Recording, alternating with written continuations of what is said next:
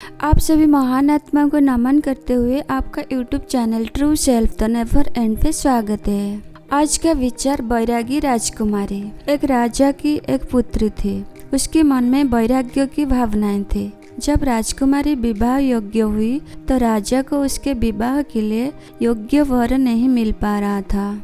राजा ने पुत्री की भावनाओं को समझते हुए बहुत सोच विचार करते हुए उसका विवाह एक सन्यासी से करवा दिया। राजा ने सोचा उसका पुत्री के लिए सन्यासी वर पात्र योग्य है, राजकुमारी के भावनाओं को समझ सकता है।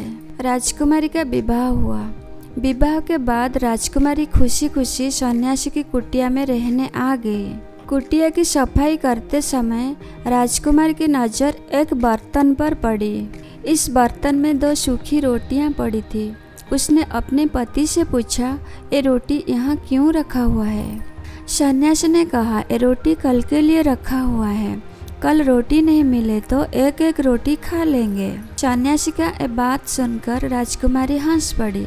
राजकुमारी ने कहा कि मेरे पिता ने मेरे विवाह आपके साथ इसीलिए किया था क्योंकि उन्हें लगता था आप भी मेरी ही तरह बैरागी है, पर आप कल के लिए चिंता करते हैं। एक सन्यासी के मन में कोई चिंता नहीं होना चाहिए। सच्चा बैरागी वही हो जो कल के लिए चिंता नहीं करता है, उनका भगवान पर पूरा भरोसा होता है।